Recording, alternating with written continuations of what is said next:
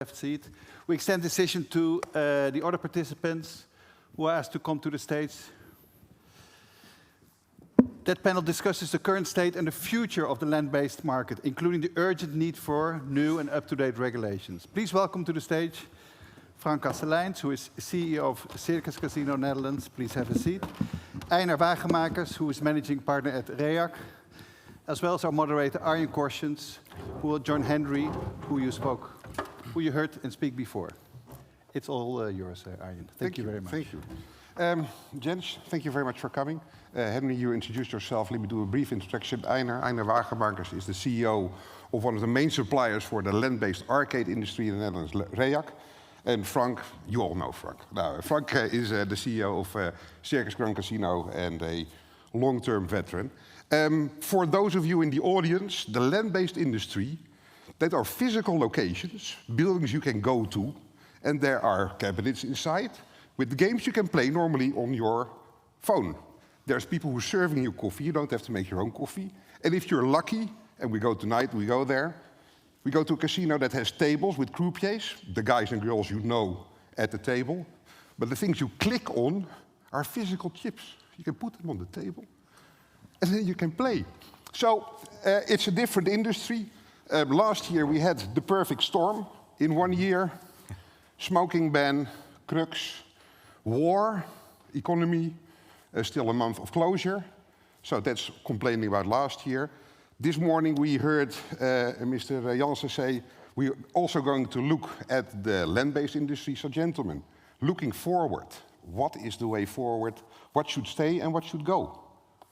Frank. Thank you. Thank you very much. Yeah, the way forward is definitely a responsible gaming. I think we have a job to do there. But also the way forward is in a newer product. I think what we've seen is that you can play on your phone in a casino, and you play a much more challenging game than you play in the arcades. So I think there we are in a backlog, and we should take a next step to a more interesting game, and together with the entertainment product we have and we are, there's a very good future for us. Because if you compare the land-based arcade market to the online casino market, we have about, I just asked some suppliers, how many game titles in the land-based industry in the arcades at this moment, not counting Holland Casino, 100 game titles. Yeah. If you go online to each of your online operations, 1,500, 1,600 game titles to choose from. So that is already a big jump. How did we get so far that we only have 100 titles? And what do we have to ask to the politicians, to the ministry, and to the authorities to get that in the bigger number? I think if you look to get a machine licensed in Holland, it's a huge job. And I think there, and because it's a small market, you need some flexibility to get new games in. Yeah? But I think the bigger problem is we have 85% payout compared to 97% payout online, and that is because the stake is really low. So to make a challenging game where we still can make money, then we should change the parameters over there. Mm-hmm. And also look at the theoretically hourly loss. Is that something? Yeah, I think for me, I think the hourly loss is a very good parameter to keep, because we are in the middle market. You have the Holland Casino, you have the online, we have the middle market, and to have a machine with the hourly loss is not a problem at all, because also from a addiction point of view, it's good to have a limit on that. But on the other hand, if the payout is so low to get a certain limit, then the game is not interested for the consumer anymore. Yeah. So I think there is a challenging part. Yeah. You say entertainment, and you've been fairly new in this field, but you've been looking around. But Frank's just almost saying, hey, we already got limits. We've heard a lot of talk about limits. We have limits. and we don't mind to have limits. You just talked about having a nice car to drive towards an entertaining future. In your opinion, I don't mind having limits. I mind not having the space for innovation, not having the space for pleasing our customers, which we need to be attractive to the market, because we have another kind of business than the online market. When you are in the online market, you play your business online on your phone, but we create an atmosphere, and people go out at night in the casino and have to have a nice time there. And variation is very prohibitive to that. If you have a nice evening, you want to do more than one kind of game. And we need room and the space to discuss that, but always in a responsible way. This has two edges. We want to be responsible and we want to be attractive. And the balance between those two elements has to be sought in the next period, and we need new legislation very hard to find that new balance. Yeah. Okay, Einar? Yeah, I agree on that. Yeah, totally. We really need to redefine the balance in terms of what we do right now. What you see in the casinos, they really need to do a lot. It starts with the crux check, and then when you entered, after you entered, employees are taking care of you also in terms of how do you react, how do you behave, all these extra things. But the offer is still the same as it was before. So we really need to redefine that we have a more attractive offer, because we don't want to go to the Efteling without having any attractions. Yeah. And it's important to have that, because if you are not attractive enough, you attract people to the wrong side of the table, the illegal kinds of businesses. Thus, we have to be attractive to keep our business a good alternative for other ways of seeking your needs in the gambling industry. Yeah. But Einar, yeah, you go. Yeah, I heard a lot today the duty of care that we have. Well, there's also a duty of care for our regulator, I think, to do something here. Do you mean duty of care? What they need to do? That we will rebalance our offer with respect to limits, but also with respect to all the things that we need to do nowadays. Okay, just for the... And we need a good discussion for that. So I was a bit startled that the lady from the Jelinek Clinic didn't accept the hand from Björn to go into a discussion to look for good ways forward. Yeah. I think the duty of care with the introduction of COA and the introduction of Crux has made a big jump forward for the land-based arcade industry. Maybe also to enlighten the audience, what did we have to change? What did we have to do when Crux and the new training operations came into place? We did a whole lot, of course. It was, as you know, I do also a bit online. So you see that in online it's a legislation built for online, more or less. Yeah, people register and they make their account, and you know a lot of these people. And then, but for land-based, I work together with Reac for the system where we check people in Crux. But we had to place gates because people were coming in and put themselves in Crux, and then if they lose, they complain, and if they win, they walk again out of the door and try it again. You know, we had several court cases. So it has had much more impact. And what you see when the government takes more responsibility, organizes more, the problems we get are also getting bigger. So I'm pretty happy now after a year that the personal approach in the arcades and also in the casinos is being recognized. There was a period where everything said, okay, we can analyze it from behind the computer. But we still see when people have a problem. If I walk around in one of my premises and I see people who have an addiction problem, you recognize them. Our people recognize them. These people come often. So you can very, very targeted approach these people. And that together with a limited hourly loss, makes that the risk is much smaller than unlimited games on the internet. Yeah. Einar, you and your team were one of the builders of the new system coming from COA and Crux.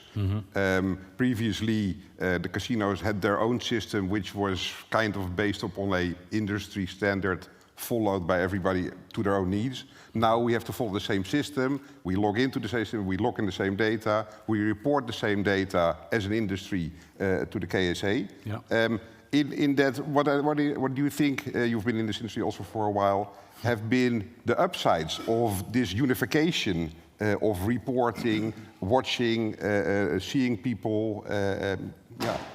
Yeah, well, in the previous days, there was like a piece of paper most of the time in the casino with a picture of someone that they don't want to have in because he did something that was not allowed. And now it's digitalized, so also all the staff members knows, and he can't enter because he's on a sort of blacklist. And of course, people who are registered in Crux, they can't go to the competitor anymore nowadays, so they are declined everywhere. So these are the advantages. But I also think for the recreational player, it's sometimes a little bit too much what happens today, and they think, leave it, you know. Yeah. I just go somewhere else, or I'm going to spend my time somewhere else. Do you think black market, as in the street arcades, has increased after Crux? I don't know the numbers, but what I hear from the industry is they have the feeling, yes. Yeah. Okay. Talking about regulations and new regulations, Henri, are there regulations you are afraid of that will be imposed on the land-based arcade industry? Well, I'm not easily getting afraid, so that doesn't pop up to me. But I know that we have to have a good discussion about the goals they have with the regulation. And I think the goals do not differ from the goals that we have. We want to have a proper business, transparent, and we want to serve our customers in a way that they don't have nasty follow-ups from being a customer of us, like being addicted to the game. So that is a mutual target. So we have to talk about a way to do that without this fear of the black market where people can find everything they want for amounts they want, on times they want, unlimited, without any control. Yeah. We like the control, but the control has to give us the license to operate in a way that our customers are, I don't know the English word right now, are verleid to tempted to come to our shops instead of going to the black market. Yeah. Don't forget, in the arcades we have a lower stake and a lower bet. But there is a very good alternative if you want to play higher stakes, higher bet. Holland Casino is in a very large number in the Netherlands. And so if you want to make a higher bet, you can already go there within the legal framework. So also there, from that part, there's no need to go black market or go illegal. No, that is a fact. But we are for the middle market, and in the middle market we need license to operate, and a license to operate is innovation room, entrepreneurship, and space for addiction prevention. Yeah, yeah, what you see is that we have largely an older target group, people who are digibate, as we call it, people who just like to go, or in my case, we are very much in hotels, so hotel visitors who like to come. And don't forget, we are a retail business, so you have to compare us with a retail business. And what we shouldn't do is say we have an online legislation, let's roll out over the land-based, because that's not going to work. Land-based, and therefore I say also the hourly loss limit is okay. Yeah. You have to have an eye for the people who are working in the arcades, talk to the people using the Reac system where we exactly see when people are reaching boundaries. That makes that it's a special business who looks like the retail business. Yeah?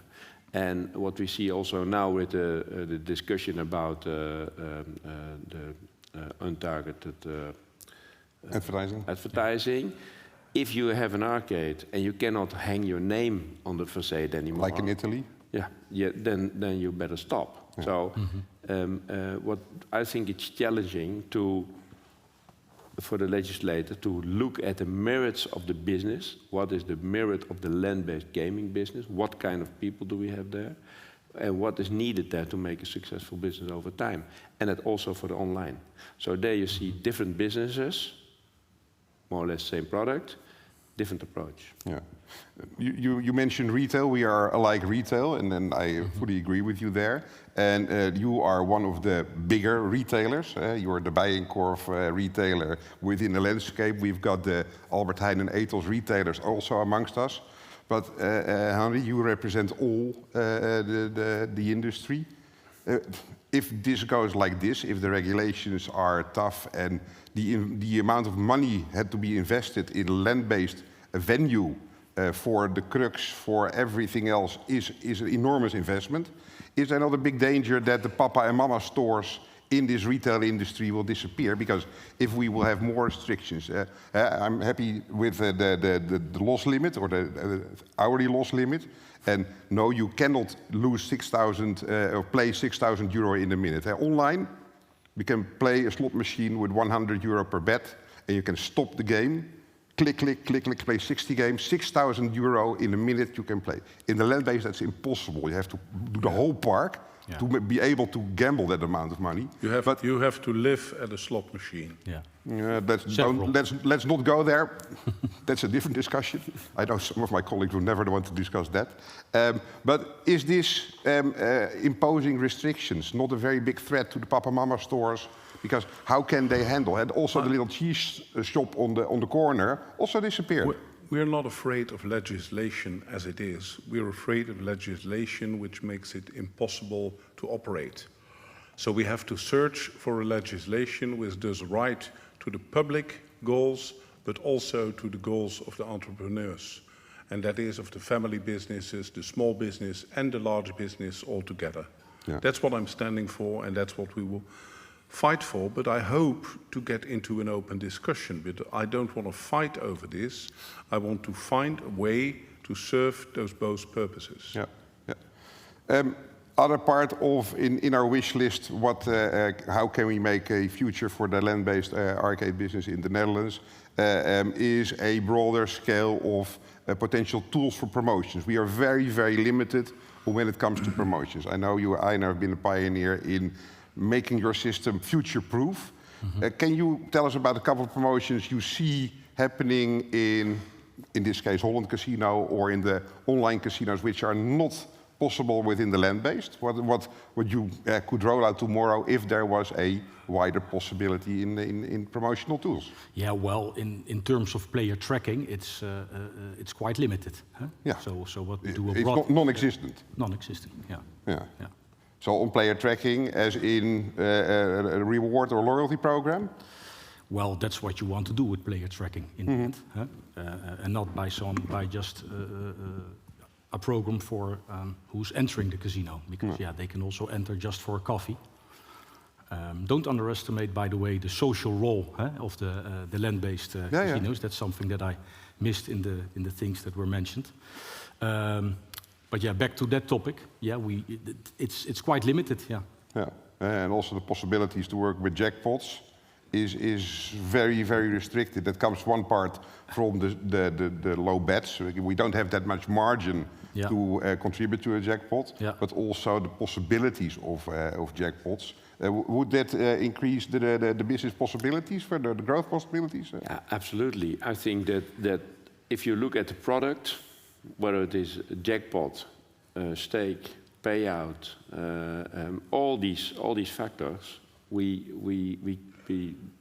are nowhere compared to online gaming. So if you are a player and you can play a game online with 98% payout, or you play a game land-based with 85% payout, that's a whole different story, of course. Yeah, but and that's really important that we have to have an interesting product for the players. Otherwise, you're out of business.